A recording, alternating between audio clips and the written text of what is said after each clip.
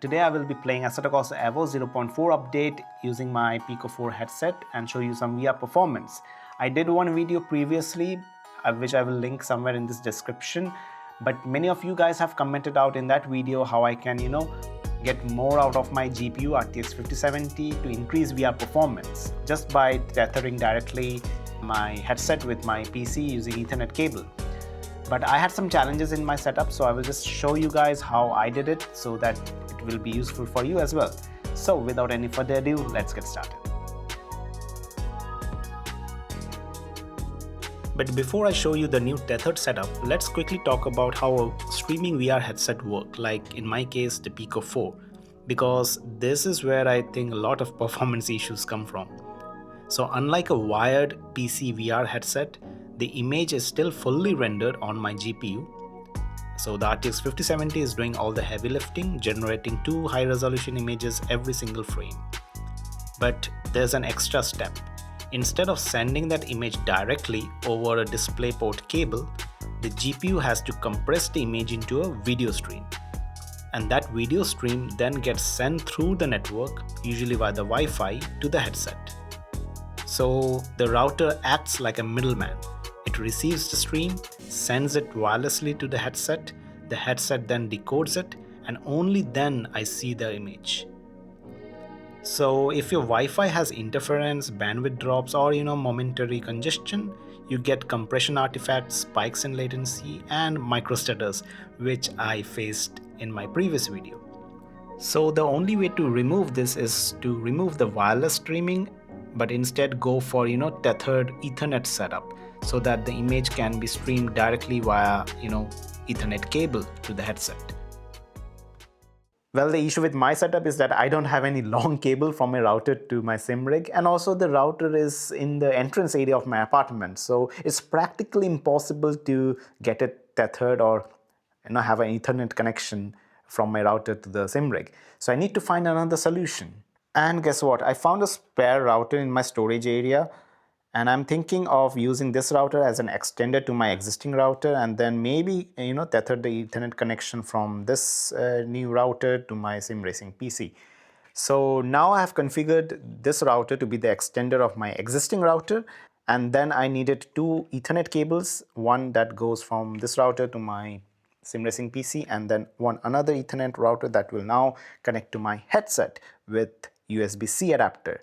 So guys, yes, you need a USB-C to Ethernet adapter to make it work, because basically what you are doing here is tethering your headset with the router using Ethernet cable. I use my existing USB adapter with this setup just because it also had this Ethernet port in it. But the major disadvantage with my setup is that my headset will not get charged because there's no external power to supply to the headset. But I saw that there are other Ethernet adapters out there where you have a USB-C port as well that can also charge your headset while connected to the Ethernet. So I would highly recommend that one. But in my case, as long as the headset is charged and stay charged during my sessions, I think this is quite good enough. So with that, I will just show you the headset setting that I'm using. The most important of all is that I need to make sure to turn off Wi-Fi so that it doesn't accidentally connect to my existing router. And on the virtual desktop side of the things, on the streamer app, this is the setting that I'm using in my PC. In the options section, you can see I'm using VDXR runtime, not the Steam VR runtime, just because it gives much better VR performance. And on the streaming side, I'm using ultra settings, kept 150 Mbps the bitrate. That's the maximum my PICO 4 can offer. And this time I turned on SSW because it gave me much more FPS in virtual desktop. Okay, going to the Assetto Corsa EVO game, the in-game setting I'm using, I changed something, small things like, for example, turned off DLSS this time. Because in VR, I think turning off DLSS gives me much more clarity and sharpness in the image, and increased the anti-aliasing to 4x. So yes, and kept pretty much all settings to ultra and high, just like before in my previous video. So with that, let's head over to the track with the Porsche 911 GT4 on Nordschleife, and see the VR performance. You can see the stats down below. So compared to my previous video, this indeed helped improve the performance by a lot. I would say the FPS is better now. Earlier it was giving me about 45 to 50 FPS, and now it's over 70. Sometimes it goes till 90 as well in certain sections of the track. But the main thing is that I didn't experience any micro stutter or stutterings. And with the DLSS off, the image is far more clear, the clarity has improved, and as you can see, the bitrate is stable at 150 Mbps, and that's the maximum my PICO 4 can offer. So with that, I would say, since there is no major hiccups in the VR driving experience, the experience was quite smooth, I would say.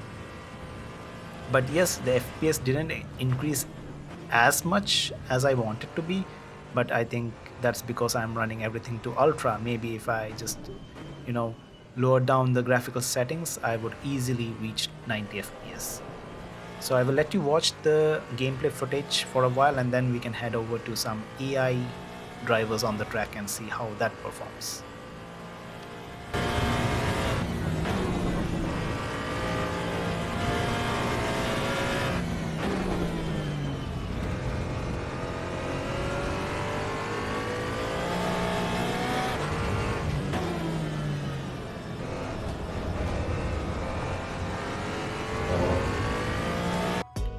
Okay, and now with some AI cars on the field, I'm running around 20 AI cars and kept the in-game settings same as before, so no DLSS and 4x anti-aliasing, and kept everything to high and ultra settings. With that and with the AI cars, when things are bunched up together, the FPS drops a bit. It's around 60, or even sometimes it goes around 55 FPS. But still, it's way better than my previous video. And in my previous video as well, I missed this part of the test where I'm driving with some AI cars on the track, and when they are so bunched up close together, the latency is also increased a bit, but there's no stuttering at least, because there's no network latency. The bitrate is stable, it's still around 150 megabits per second. So the experience is smooth than before. And then heading over to the Notch Live section of the track, the FPS is again back to the same performance I was getting when I was driving on a single player. So the experience was again smooth with DLSS turned off. The image is more clear. So I would again guess that if I run on medium to high settings, I would get really good performance in VR when tethered to the PC using the Ethernet cable. So with that, I will let you watch the gameplay for a while, and after that there's one more tweak suggested by one of my viewer in my previous video, which indeed give me way better performance than this one as well. So we will see that one next.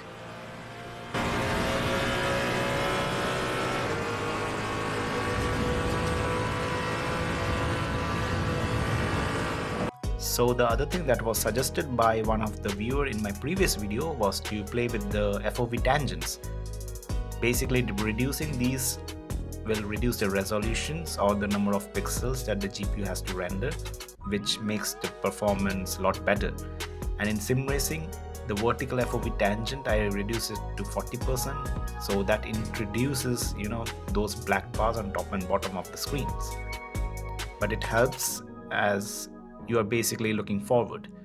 So going to the Assetto Corsa EVO game again and just checking the in-game settings, I basically kept the settings as it was like before. Nothing got changed, everything to ultra and high. But you do notice these black bars on top and bottom of the screen, as well as the sides, because I have reduced the horizontal tangent. You have to play with the horizontal tangent just so you have just enough FOV to look around. In the editing, I will just zoom in the video so that you don't see the black bars, but instead see the statistics clearly. But as you can see, as the resolution is lower, I'm getting far more FPS out from my GPU, and makes the driving experience far more smoother. No DLSS, so the images are clear. So I think it's a really nice tweak because I'm not losing any visual fidelity, but instead it seems like I'm looking through an helmet with those top and bottom bars. But it's fine, I guess, because we sim racers are always looking far ahead into the track, and we are far more focused what's ahead, not beneath us or what's on top of us. So that's a really nice tweak without compromising anything, just pure increase in FPS. So I will let the video play for a while, and next I will also show you the same performance, or the same tweak with some AI cars on the field.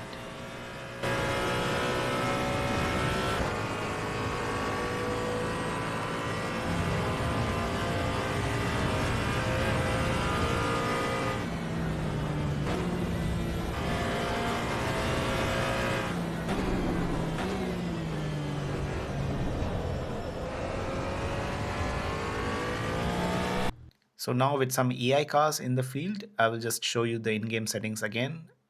It's exactly the same thing, no DLSS, 4x anti-aliasing, and everything set to ultra and high. With that, you can also see the resolution around 79% horizontally and 40% on the vertical side. So I'm getting those black bars, but in the editing, again, I will just zoom in so that you don't see the black bars, but you clearly see the performance statistics.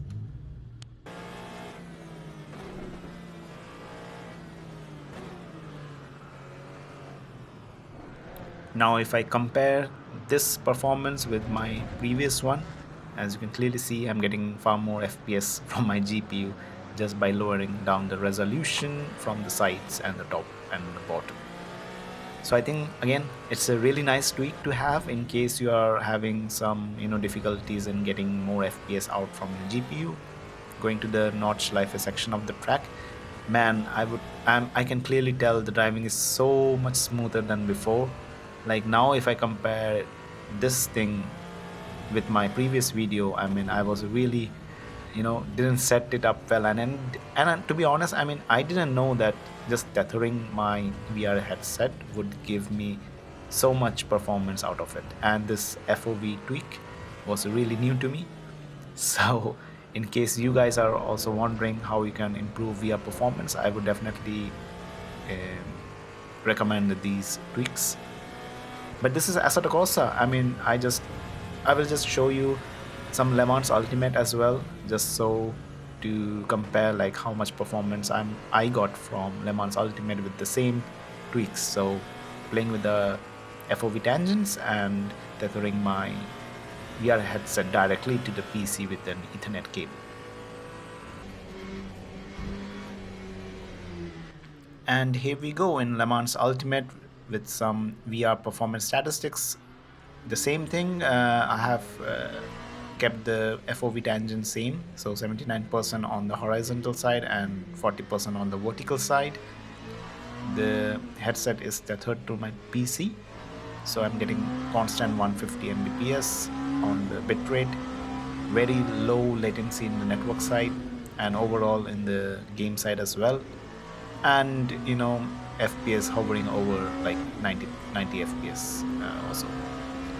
So I would say smooth gameplay. I really appreciate all the viewers who have commented, oh, I got off the track here, cold tires. But yeah, as I was saying, I really appreciate your comments in my previous video, and keep commenting, guys. I mean, I don't know if you found any more useful tips and tricks to share with the viewers. I'm really happy to make such kind of videos and just spread it out to all of us who likes playing sim racing on VR. Till then, I hope you enjoyed this video and found this useful. We'll see you next time. Peace. Bye bye.